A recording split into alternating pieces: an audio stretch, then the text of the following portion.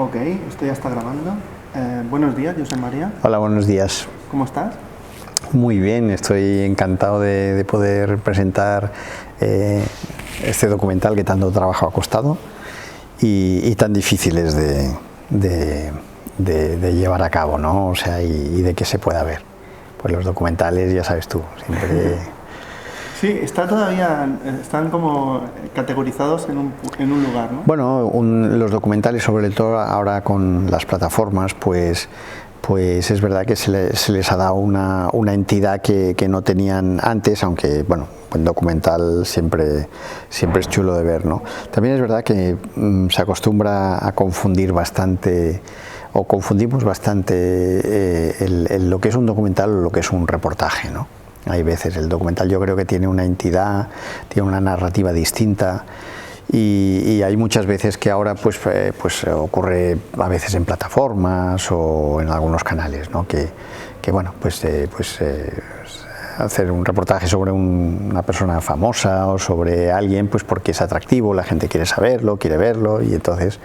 pero no tiene la entidad que pueda tener un documental, la profundidad a la hora de contar historias no ficcionadas, ¿no? Yo he hecho muchos seminarios de cine documental y Patricio Guzmán dijo que un reportaje es algo que se ve rápido, que se hace rápido, que está muy acotado en el tiempo, y un documental, una película documental necesita tiempo. Sí, es todo, depende del tratamiento que le quieras dar, lo que estés contando, ¿no? Yo recuerdo que evidentemente he hecho algunos reportajes rápidos también cuando ha requerido la ocasión, pero cuando te lanzas a un documental, como hice a veces, pues me acuerdo sobre el León de Grel, un nazi, o sobre el Sirio, un barco que se hundió a principios del siglo XX, es decir, y necesitas contar todas esas historias que engloban lo que está ocurriendo y tal, pues necesitas ya de entrada, pues sí, lo que tú dices, ¿no? Dedicarle tiempo a un entorno de esa noticia o de ese evento o de ese hecho, para poder contextualizarlo y poderle dar su entidad, ¿no? Pero bueno. Yo siempre empiezo las entrevistas preguntando lo mismo. Ahora hemos hecho como un pequeño prólogo. ¿Por qué hacer cine? ¿Por qué hacer cine? El cine es una forma muy potente de contar hoy en día algo y que pueda llegar de una forma muy cruda, como si dijéramos, a mucha gente, ¿no? Cruda cuando es un documental, ficción es dar rienda suelta pues a todos nuestros fantasmas y todas nuestras ilusiones, ¿no? El documental, hay muchas veces que yo no sé, recuerdo documentales maravillosos que son crudos, o sea, es tal cual lo ves, pero está bien contado. ¿Por qué? Porque en cierto modo estás acotando el lienzo a un tiempo, ¿no? Es decir, si tú tuvieras un lienzo, fueras a hacer un dibujo o algo y te ponen delante un lienzo de 100 kilómetros cuadrados, es que no sabrías por dónde empezar, no sabrías, no ves límites, no ves. Si te ponen un lienzo de 50 centímetros por 50 centímetros, pues rápidamente sabes dónde situar el sol, dónde situar, si lo que quieres hacer es un paisaje, ¿sabes? O sea, bueno, pues un documental tiene lo mismo, ¿no? O sea, tú dices, oye, quiero explicar una historia, yo creo que es una historia que requiere pues una hora y media, y rápidamente estructuras ese trabajo en función a eso, ¿no? A mí con Una luz en la oscuridad, por ejemplo, me ha pasado el tema enorme, la educación, enorme, o sea, dónde empieza y dónde se acaba, o sea, todo parte de ahí, etcétera, etcétera. Otra cosa es el por qué eliges la educación, vale, muy bien, pero empiezas en la educación y entonces la educación, ¿dónde? En países en vías de desarrollo, y nada más empezar a contarlo, nada más empezar a contarlo, a narrarlo, te das cuenta la cantidad de, por llamarlo de alguna manera, la cantidad de melones que se te abren. La nutrición, el abuso, o sea, la falta de medios, el contenido en las escuelas, o sea, es enorme, es enorme. Cada tema le dedicarías un documental, le dedicarías un capítulo entero, ¿no? Pero lo que decíamos, intentas contar esa historia lo mejor posible, lo más ricamente posible para que se entienda, para que sitúes el contexto también de una forma correcta, y entonces pues le das un tiempo a cada cosa, ¿no? Y te expandes más en algunos temas que en otros, ¿no? ¿La guía para contar esta historia era Marta, tu hija? No. Inicialmente, vale. Inicialmente, o sea, aparte de que yo llevo como muchos años para grandes entidades o organismos internacionales como el Banco Mundial, como UNICEF, o incluso como gobiernos en departamentos diferentes, pues que te piden, oye, que quiero, pues no sé, sobre el café, sobre 1000 temas, sobre infraestructura, reorganización de ciudades, cambios de semillas en la implementación de la agricultura, cambio climático, agua sobre todo, sobre el tema del agua es siempre muy necesario. Pues todos esos temas tenían la misma base. A la aldea que te fueras, te encontrarás la gente que fuera, todos tenían la misma base, y esa base era la educación, o sea, la buena o la mala educación que hubieran tenido, las oportunidades o la falta de oportunidades que hubieran tenido esa comunidad o ese lugar de donde tú partías para contar, pues a lo mejor, pues oye, pues la nueva presa que se iba a construir o la nueva carretera y tal y cual. La formación de la gente tenía mucho que ver con todo. Entonces, cuando tuve la oportunidad de producir un documental de producción propia, pues dijimos, oye, vamos a hablar de la educación. Entonces, lo siguiente era plantearte el punto de vista en el que tú querías hacer eso, ¿no? ¿Desde qué punto de vista lo contabas? ¿Qué ibas a hacer? Entrevistar a políticos, entrevistar a profesores, entrevistar a alumnos, ¿qué? Entonces, claro, Naciones Unidas tiene un plan, un plan muy ambicioso para el 2030, que es en muchos temas, pero creo, me puedo equivocar, pero en el punto 4, junto con UNESCO, pues habla de intentar paliar al máximo la desescolarización, la falta de precariedad escolar que hay en el mundo, ¿no? Son 263 millones los números que tiene UNESCO del año 2019, creo. Y es una cifra enorme, ¿no? Entonces intentar paliar todo esto. Entonces claro, la pregunta es, ¿vale? Y mi hija, que hoy tiene 13 o 14 años o 15, en el caso que empezamos el documental, ¿qué edad tendrá en 2030? ¿Cómo será ese mundo en 2030? ¿Y quién estará haciendo cosas para cambiar todo eso? ¿O qué hay que hacer ahora para que en 2030 se cumpla esos planes tan ambiciosos, ¿no? Entonces la idea de coger a un adolescente, tú como realizador no puedes coger cualquier adolescente de cualquier familia, entonces claro, tienes tu hija ha crecido viendo tus documentales, viendo muchas imágenes de todas estas aldeas durante muchos años, se pregunta muchas cosas, debates muchas cosas con ellos, y entonces pues partió la idea de decir, oye, Marta, en este caso, ¿quieres que lo contemos desde tu punto de vista? Marta, como cualquier adolescente hoy en día, tiene una educación Google, tiene una educación YouTube, tiene una educación muy distinta a la que teníamos nosotros. Y entonces, contado, ir ahí, sentarse en sus pupitres, en sus clases, e intentar ver cómo son las clases ahí y todos los problemas que surgen alrededor de eso, me parecía muy interesante, me parecía un punto de vista mucho más interesante que si nos lo contara pues un político o un profesor, ¿no? Es decir, entonces a partir de ahí surgió la idea de decir, bueno, pues vamos a coger los trastos, vamos a ser valientes y nos vamos a sentar durante una parte de un verano, unos cuantos días en diferentes escuelas, y vas a poder hablar no solo con los profesores, sino con los alumnos y alumnos de tu edad, y que te cuenten, ella va al colegio, entonces ella puede ver realmente cómo son esas clases y cómo son esos alumnos y qué les pasan, en qué sufren, qué les falta, cómo estudian, qué es lo que o sea, en realidad las materias que están estudiando, ¿no? Y en el documental se ve, por ejemplo, pues que en una aldea, perdidos ahí en Mozambique, pues enseñándote ohmios, amperios, resistencias. Es muy surrealista esa claro, situación. pero y eso, la cara de Marta es la misma cara que tendrías tú si estuvieras ahí. Pero es que es lógico, es decir, ¿quién pone esas materias en esos libros? ¿Quién dice que lo que tienen que estudiar esos niños es eso? Que yo no te digo que no se tenga que estudiar eso, que es muy básico para nosotros.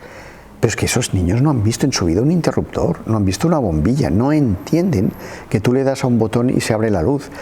Pero, por otro lado, tienen internet, ¿sabes? Es decir, ven cuál es nuestro mundo, ven que tú le das a una cosita y se enciende la luz. Todo eso lo ven. Entonces, hoy en día, ellos nos están viendo a nosotros. Entonces, entendiendo todo eso, yo creo que los planes, los estudios, las materias deberían de ser distintas, se deberían de tratar de una forma distinta, deberían de tener unos planes de estudios, yo creo que distintos, no sé cuáles, pero desde distintos a esos, sí, y al hacerlo distintos y hacerlos que tengan mucho más que ver con su modus vivendi, con su momento en el que están viviendo, etcétera. Yo creo que la desafección hacia la escuela sería mucho menor, no sería solamente uno de los problemas que lo arreglaría todo, pero ayudaría. O sea, si tú a un niño de esos sales fuera, no tiene por qué estar en un pupitre, sales fuera y les enseñas a construir, por ejemplo, por poner un ejemplo, una cabaña o una letrina, es que aprenderán a sumar, a restar, a dividir, a multiplicar, cortando madera, sabiendo hacer, trabajando, luego trabajando en grupo, que es lo que todos tienen que acabar haciendo en sus comunidades. Y a lo mejor, vale, ese chico no será ingeniero, ni será médico, pero es que no solo se necesitan médicos ingenieros, se necesitan esos trabajos del día a día que te ayuden a construir una comunidad, etcétera, etcétera, ¿no? Entonces, todas esas cosas pues bueno, forman parte de la base de la buena o mala educación de muchos sitios de estos, ¿no?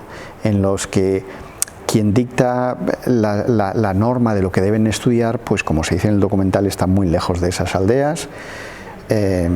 Mira, yo hay una cosa, cuando hago este tipo de documentales y los hemos hecho a veces para organismos internacionales, siempre te dicen, oye, va a hablar el ministro del agua, o va a hablar el ministro de Cultura, o va a hablar... Y yo digo, vale, pero lo hacemos al final. ¿Cómo al final? Sí, yo me voy al poblado, me voy aquí, me voy allá, hablo con los expertos, con los agricultores, hablo con toda esta gente. Y luego hablaré con ese responsable de la administración. ¿Qué ocurre? Que tú vas, conoces todo ese entorno, conoces todo lo que ocurre, te cuentan ellos, lo ves, lo palpas, ves realmente cómo son, y luego la entrevista con ese político o con ese gobernante o administrador, llámale como quieras, es decir, es mucho más incisiva, porque evidentemente ellos te pueden decir, no, eso está muy bien, ellos pusimos agua y tú le puedes decir, perdona, es que no, yo no lo he visto. No hay agua. Claro. Tú has ido ahí y ¿sabes de qué te das cuenta? Que la mitad de la mitad es muy generoso. Muchísimas veces es que no pisan todos esos terrenos, no van a esos lugares. Y estamos hablando del 70-80% de un país.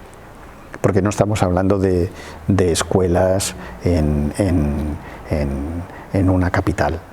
Que están muy bien y con todos sus de eso, pero funcionan. Es donde los políticos también tienen más votos, ¿sabes? En las capitales, y donde las escuelas rápidamente se visten, se pintan, tienen pizarras, tienen cosas.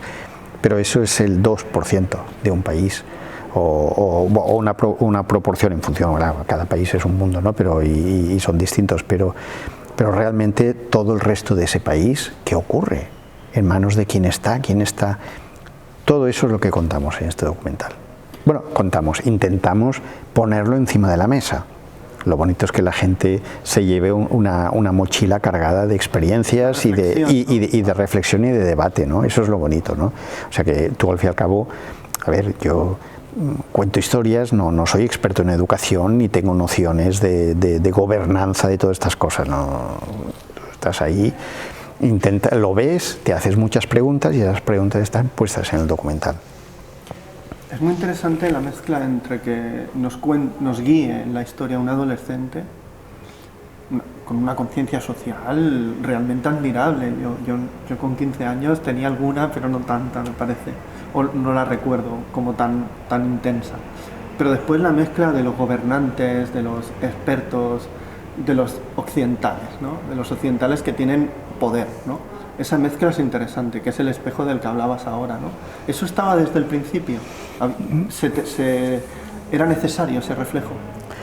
Sí, yo creo que desde un inicio era esto, era intentar lo que te he dicho antes, es decir, ir al lugar primero, ver todo cómo funciona y luego hacer las preguntas a los expertos, ¿no? Que físicamente lo hicimos así, no hicimos ninguna entrevista antes, excepto al responsable de UNESCO en Mozambique, que lo entrevistamos cuando estábamos allí, pero que nos contó lo que habíamos visto.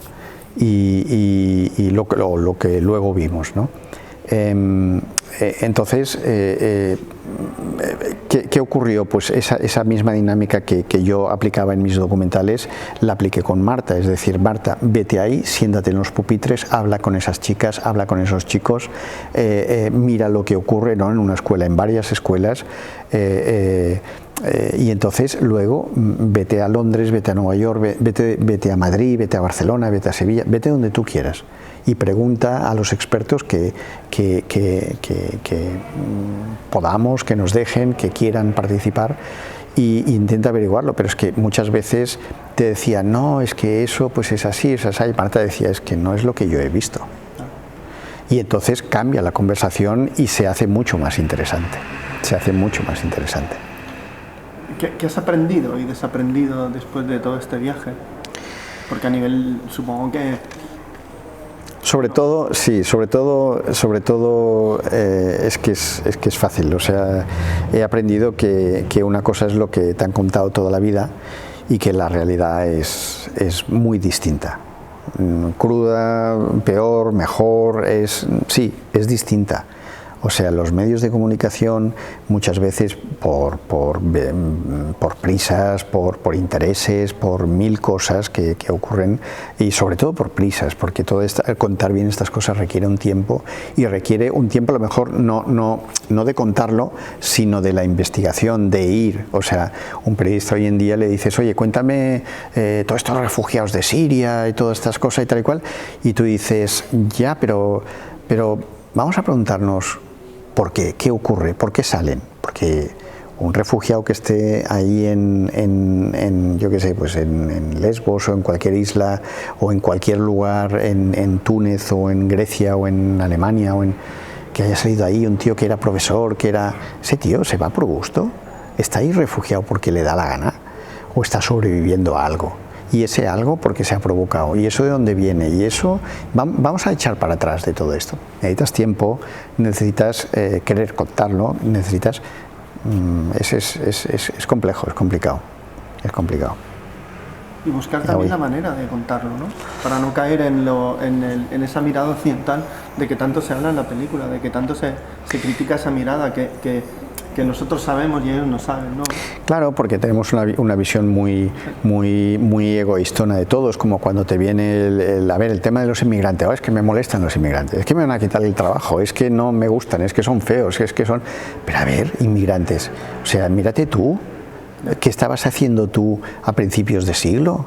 Cuando te ibas a Argentina o a Nueva York, cuando te ibas a Palos o te ibas a Cabo de Palos, cuando te ibas a partidas de Cabo de Palos, partidas de... Venezuela, ¿no? Claro, todo eso, o sea, ¿qué pasa? Pues lo mismo, es muy distinto, la inmigración hoy en día pues es muy distinta, los problemas son muy complejos, yo cuando los veo, ostras, es que o sea, han sufrido muchísimo, es que sufren muchísimo. Son larguísimos, lo que quieren, o sea, ellos han visto esto en internet, te ven a ti, luego atraviesan desiertos, atraviesan mafias, pagan, mueren, se desviven, ¿por qué? Pues por intentar sobrevivir. Y nosotros aquí, pues bueno, pues los tratamos como lo que nos creemos que son, ¿sabes? Sin verte en el espejo. Entonces, claro, o sea, soluciones a eso es muy complejo porque cuando hice ese documental de la inmigración a principios del siglo, era la gente de Europa que huía de las guerras, de las hambrunas, pero sabíamos leer, escribir, sabíamos atornillar un clavo, sabíamos muchas cosas. Un chavalote del norte de Maralal en Kenia o de Burkina, de donde sea, del Congo, ese chaval a lo mejor no ha tenido oportunidades, es un trasto de tío enorme, muy grande, con posibilidades de poder hacer, con ganas de hacer muchas cosas y tal, pero no ha tenido ningún tipo de formación, ninguno. Entonces, por las razones que sea, se organiza media vida y logra pisar una playa en Cádiz o en Zara de los Atunes o en España o en Italia y entonces te enfrentas a un mundo que dices, no, si yo, o sea, cualquier cosa, pero claro, el pobre chaval es que no sabe hacer nada. Saben hacer muy pocas cosas, pero también aprenderían muy rápido. Es decir, entonces yo no sé cuál es la solución, es muy difícil, porque si no estaríamos en esas tesituras, ¿no? Es muy difícil. Ojalá se les pudiera, pues no lo sé, dar un tipo de formación rápida para, no sé, para entender un poco que este es un mundo muy complejo, es muy complicado, etcétera, ¿no? Pero bueno, yo soy de los que parto de la base que lo que tendrían que hacer es no huir de sus países, sino empezar a construir y en eso intervenimos nosotros también, que muchas veces metemos las pezuñas donde no corresponde y intentamos pues ayudar de formas que luego al final ayudas poco, ¿sabes? Porque yo he estado en Senegal recogiendo la cámara, el equipo de cámara, había grabado una entrevista y tal, y me vino un pescador que estaba ahí al lado y hablaba español, curiosamente, y me dijo, tú eres español, sí. Digo, ¿y qué? ¿Os llegan muchas pateras, Y llegan muchas pateras, de Senegal y tal. Y le dije, sí, pues por desgracia sí. Dice, por desgracia, dice, mira allá al fondo. Y miré al fondo de todo y se veían al fondo, muy chiquitillos, se veían barcos muy grandes. Y me dice, ¿sabes qué son esos barcos? Pues mira, son barcos franceses, italianos, españoles, barcos de pesca. ¿Y ves eso que tengo yo ahí? Un cayuco. Pues yo me voy ahí, que es donde está la pesca, y a mí me tumban la barca. O sea que no os quejéis si os llegan muchas pateras a vuestras playas. Y es un símil, ¿vale? Es un símil. Sí. Pero me costó guardar las baterías. Darwin, ¿no? Sí, pero me acuerdo que me fui con las baterías y las maletas al hotel, me fui tocado. Me fui tocado porque es que, ¿sabes? Decía, y además él con mucha dignidad me decía, no, yo no voy a coger una patera, yo seguiré y pescando, y me han hundido 2 veces. O sea, yo con un barco de estos, ¿qué voy a hacer? ¿Sabes? ¿Eso es así? Hombre, pues no lo sé si es así. No sé si un barco de estos te hundirá a un pobre pesquero que está ahí, porque qué más le importará, ¿no? Pero me vale el símil, me vale ese microdocumental en sí, que fue aquella pequeña historia, ¿no? Bueno. Josep María, para terminar, me gustaría que me dijeras qué película cambió tu mirada como espectador o qué autor, uno de ellos. Ha comentado Marta que muchas veces Lawrence de Arabia, que ahí tenemos el cartel. Sí. Bueno, David Lean sí, es mi gurú, David Lean hay que arrodillarse, ¿no? Cuando se habla. Hay que arrodillarse, es un señor que encuentro, qué película tan maravillosa. Todas. O sea, David. La última que hizo, Pasaje a la India, qué bonita. Sí, que cómo le costó, cómo le costó a él salir adelante con estas películas también, pero sí, David Lean tenía una narrativa que a mí me seducía muchísimo, esos cambios de secuencias. Era un gran montador, un inmenso montador en esas moviolas verticales. Yo creo que, no sé, son gente que han reinventado el cine de una forma extraordinaria. ¿Arte con alguna sería Lawrence de Arabia? Hombre, Lawrence de Arabia es una película muy completa. Su parte de Sevilla, Sí, en Sevilla, en muchos lados. Sí. Es como Doctor Zhivago, no sé, son nuestras películas que tienen una entidad y tienen muchas películas dentro de esa misma película, ¿no?